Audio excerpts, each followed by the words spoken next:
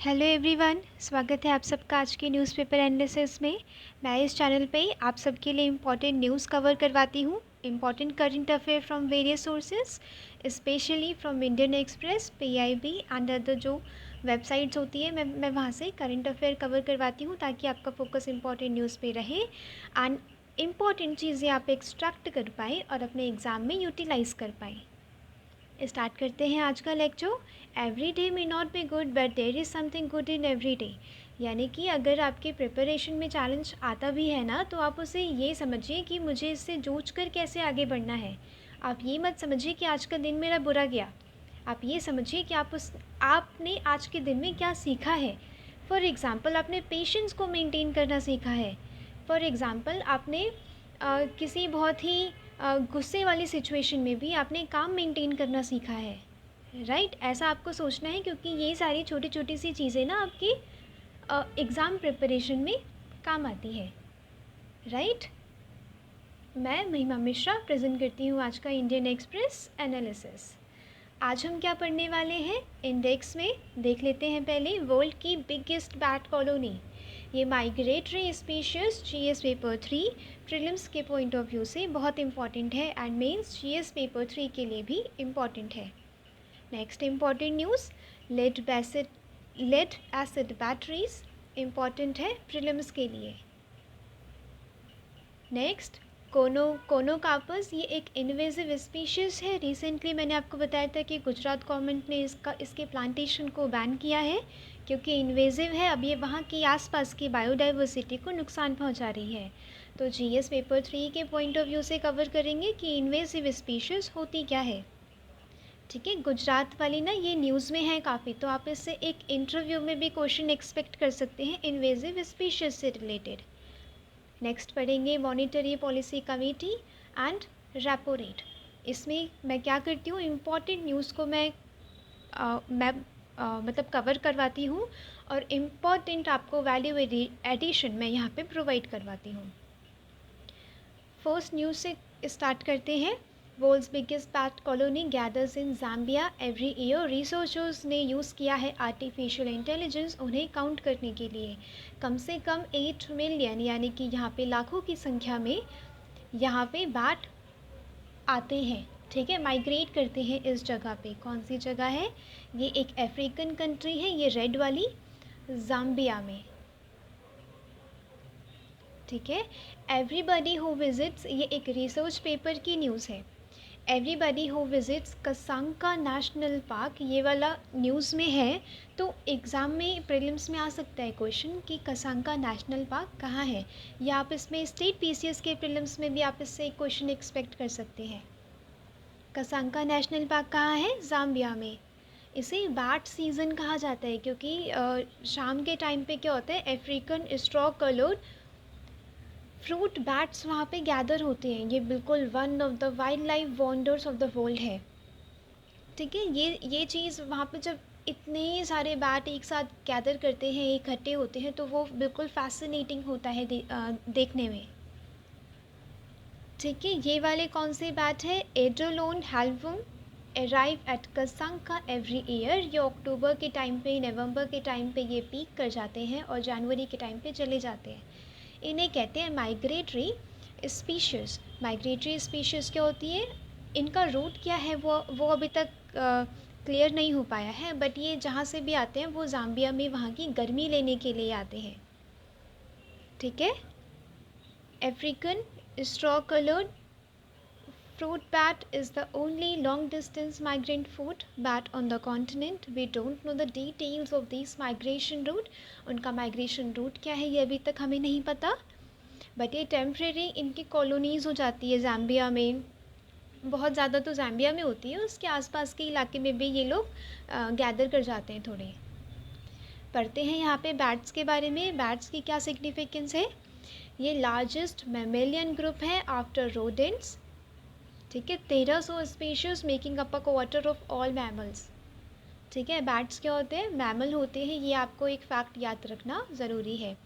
They occur on all continent except Antarctica. Antarctica में नहीं रहते, बाकी सारे कॉन्टिनेंट्स में रहते हैं। ठीक है, इन्हें फ्रूट ईटिंग बैट भी कहा जाता है, इन्हें फ्लाइंग फॉक्सेस भी कहा जाता है। ठीक है, इसे इंडिया में फ्लाइंग फॉक्स रिसेंटली मैंने आपको बताया था निपाह वायरस क्या फ्लाइंग फॉक्स की वजह से केरला में काफ़ी है ये। ठीक है, तो इन्हें फ्लाइंग फॉक्स भी कहा जाता है। इनकी लार्ज कॉलोनीज़ होती हैं पेड़ पे, ट्री हॉलो, केव्स पे, यहाँ पे अबॉन्डेंट मैन मेड स्ट्रक्चर्स। वो देखा है आपने जो पुराने बिल्कुल खंडर होते हैं, वहाँ पे भी कितने सारे बैट्स कलेक्ट होते हैं, right. They play a unique role in maintaining ecosystem को मेंटेन करने के लिए बहुत बड़ा रोल है, सीड को डिस्पर्स करने के लिए रोल है, फूड के प्रोडक्शन में रोल है, इकोनॉमी एंड वेलबींग को मेंटेन करने के लिए रोल है। सिग्निफिकेंस देखते ही ये लोग सीड डिस्पर्स करते हैं। वही जो मैंने अभी बताया कि वहाँ पे जो इतने सारे बैट कलेक्ट होते हैं ना, उसमें रिसर्च में था कि ये अराउंड 75 किलोमीटर तक ये सीड डिस्पर्स करते हैं, ये पॉलिनेटर्स कहलाए जाते हैं। सीड डिस्पर्स करते हैं इसका मतलब ये लोग प्रोडक्शन ज़्यादा करते होंगे। ठीक है, प्रोडक्शन बढ़ाने में मदद करते होंगे। सीड डिस्पोजल एक सिग्निफिकेंस है। The diet of fruit eating bats consists largely of flowers, fruits such as mangoes, bananas, guavas, custard apples, figs, ये टर्म ये टमारिंड्स होते हैं। ठीक है, इसमें क्या होते हैं कि ये लोग जो बैट्स होते हैं ये वाले, ये सीड्स को डिस्पोज करते हैं, राइट। और ये इन फ्रूट्स के सीड्स को डिस्पोज करेंगे तो ये इकोनॉमी के लिए भी अच्छा है, एक्सपोर्ट इंपोर्ट के लिए अच्छा है। तो ये बैट का यहाँ पे माइग्रेशन करना काफ़ी सिग्निफिकेंट है ज़ाम्बिया के लिए। पॉलिनेशन करते हैं। Studies have found that bats play a vital role in pollination, mainly are large flower plants and crop protection में इनका रोल रहता है। Production boost. Some large insectivorous bats are also reported in feed on small rodents. जो छोटे छोटे कीड़े होते हैं, इंसेक्टिवोरस होते हैं ना कुछ बैट, वो इंसेक्ट को खाते हैं। ठीक है, तो मतलब एक बायोडाइवर्सिटी इकोलॉजी को मेंटेन करने के लिए, इकोलॉजिकल बैलेंस बनाने के लिए इनका सिग्निफिकेंस माना जाता है।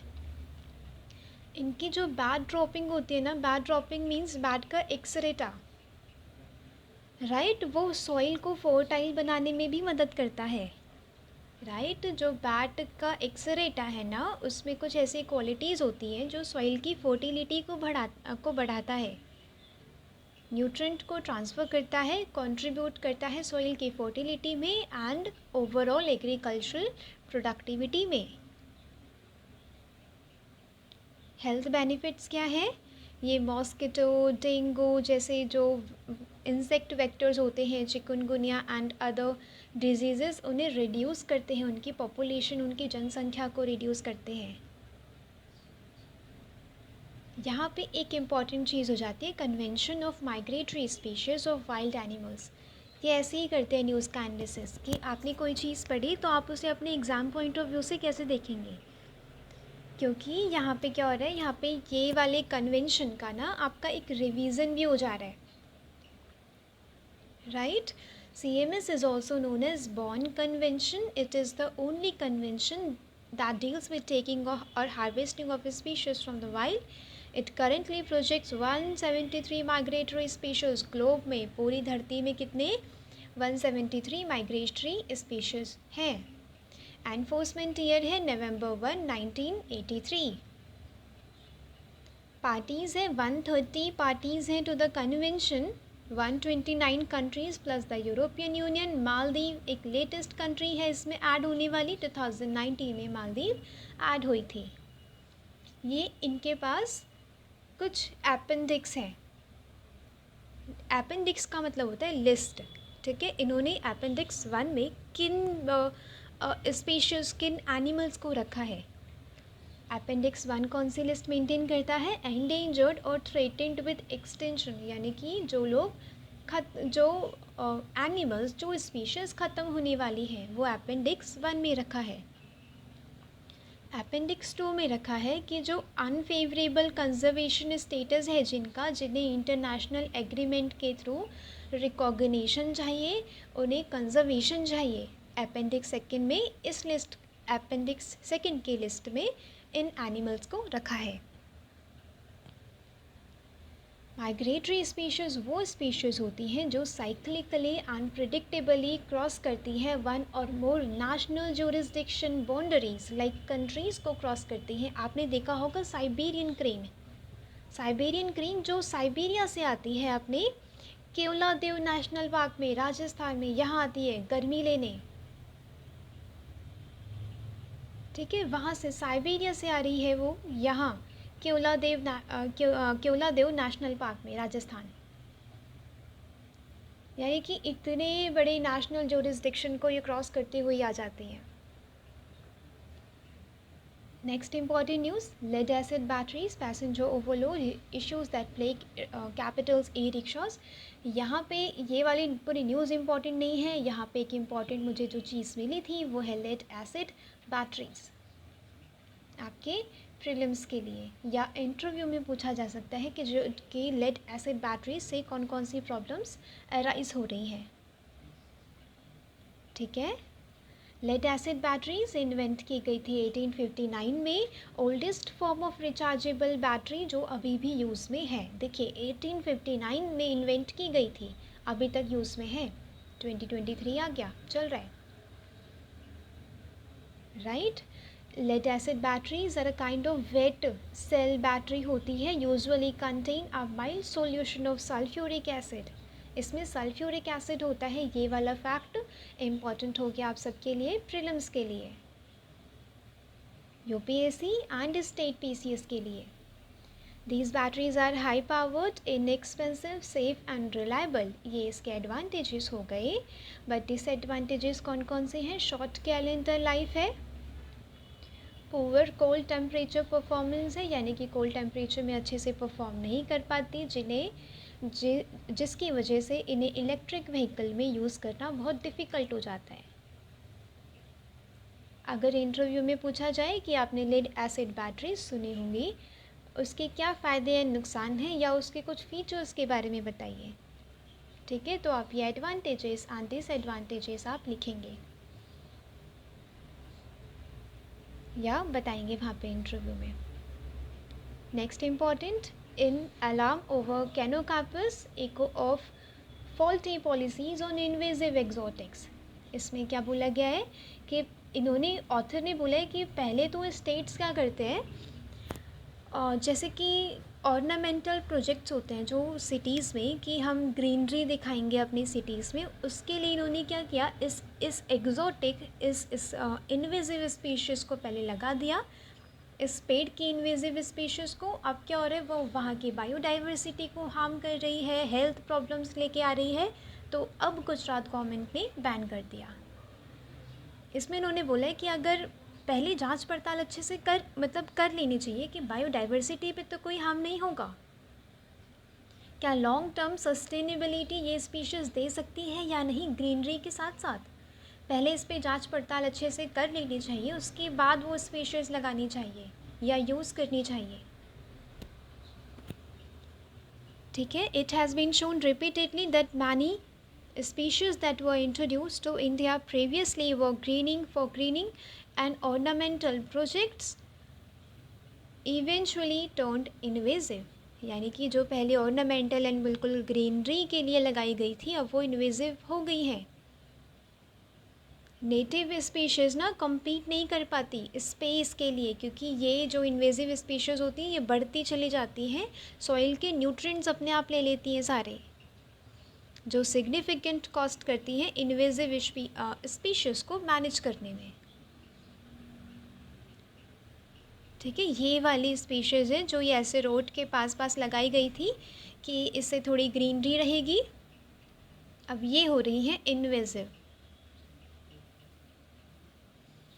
Serious pollen allergies and respiratory problems have been reported in the vicinity of their plantation, which has led to civic agencies taking action to ban them. यहाँ पे पोलन एलर्जीज़ हो रही है। पोलन एलर्जीज़ ना, जैसे कि पोलन होता है ना, पोलन एक पॉल्यूशन के अंदर भी आता है, इससे रेस्पिरेटरी प्रॉब्लम्स भी देखी जाती हैं पोलन वाली मतलब पोलन पॉल्यूशन से। ठीक है। अब रेस्पिरेटरी प्रॉब्लम्स हैं तो एजेंसीज ने क्या कहा, इसे जल्द से जल्द बैन कर दिया जाए, वरना ये और नुकसान पहुंचा सकता है वहाँ आसपास की जनता को, बायोडाइवर्सिटी को। Why do urban grinning initiative and up deploying these exotic in the first place, यानी कि वो लोग अब अर्बन एरियाज़ को ग्रीन करने के लिए वो ये वाली एक्सोटिक स्पीशीज़ लगाते ही क्यों हैं? क्योंकि जो नॉन नेटिव स्पीशीज़ होती है ना, उन्हें मैनेज करने में उतना खतरा नहीं होता, उतना कॉस्ट नहीं लगती। In a biogeographic sense, often face very few or no pest pathogens in new habitats, यानी कि हम बाहर से कोई हम इंपोर्ट करके स्पीशीज़ लेके आए, ठीक है, उसमें क्या होगा, अगर वो मतलब नई जगह पे ना उन्हें कोई पेस्ट पैथोजेंस ये सब नहीं लगते, ठीक है, जिस वजह से उनका बढ़ना काफ़ी इजी हो जाता है। इसीलिए नॉन नेटिव स्पीशीज़ को देखा जाता है पहले, बट ये गलत है। अगर वो इन्वेजिव है, बायोडाइवर्सिटी को हार्म कर रही है, तो ये बहुत गलत है, ठीक है। Based on scientific available research, scientist ने क्या बोला है, रिकमेंड किया है कि अर्बन ग्रीनिंग प्रोजेक्ट्स के लिए ना नेटिव स्पीशीज़ को यूज़ करो अगर लॉन्ग टर्म सस्टेनेबिलिटी मेंटेन करनी है तो। नेटिव स्पीशीज़, यहाँ गुजरात के कुछ प्लांट्स होंगे, आप उनका प्लांटेशन करो, क्योंकि जो ग्रीन स्पेस होता है ना, ये कार्बन सिक्वेस्टरेशन में काफ़ी हेल्प करता है, ग्रीन जीडीपी बढ़ाएगा ये कंट्री की, ठीक है। इसीलिए आप वहाँ की नेटिव स्पीशीज़ को यूज़ करो। The import and use of horticulture plant needed to be monitored by maintaining a watch list of the plant that are known to harm native species in ecosystem and raise public health concern। यानी कि वही है, पहले आप जांच पड़ताल अच्छे से कर लीजिए कि ये आगे चल के आगे कुछ सालों में हमारे लोगों को, हमारी जो बायोडाइवर्सिटी है, जो वहाँ के लोकल प्लांट्स एंड एनिमल्स हैं, नेटिव्स हैं, उन्हें कोई नुकसान तो नहीं पहुँचाएगा, ठीक है। फिर ये होती है कि बुद्धिमत्ता के साथ हमने कोई डिसीजन लिया है, राइट, सोचते हुए कि अभी तो ये ग्रीन स्पेस देगा, बट क्या ये आगे चल के हार्म तो नहीं करेगा, ये देखना है। Invasive alien species, also known as invasive exotic species, इसे नॉन नेटिव स्पीशीज़ भी कहा जाता है, refer to organisms that have been introduced to regions or ecosystem outside of their native ranges, have established self-sustaining population, ठीक है। पहले क्या हुआ था, पहले इसमें इंट्रोड्यूस किया गया था, या ये लोग अपने आप से एनक्रोच कर जाते हैं, ठीक है, ये वाली स्पीशीज़ ना एनक्रोच कर जाती है जो इन्वेजिव होती हैं। अब ये कॉम्पीट करते हैं वहाँ के नेटिव स्पीशीज़ से, जो डिस्टर्ब करता है बैलेंस ऑफ इकोसिस्टम। फैक्टर्स क्या रिस्पॉन्सिबल हैं इन्वेजिव स्पीशीज़ के राइज होने में? Globalisation and of trade and travel, unintentional movement of species, यानी कि ग्लोबलाइज्ड वर्ल्ड बन गया है, एक फ्लैट विलेज बन गया है पूरा वर्ल्ड, जिसमें क्या हो रहा है, इंपोर्ट एंड एक्सपोर्ट की वजह से ना अब हम कुछ बायोलॉजिकल प्रोडक्ट्स भी हम इंपोर्ट और एक्सपोर्ट करते हैं, जिनमें ये non native species, invasive species भी कभी कभी आ जाती हैं और लोकल बायोडाइवर्सिटी को नुकसान पहुंचाती हैं।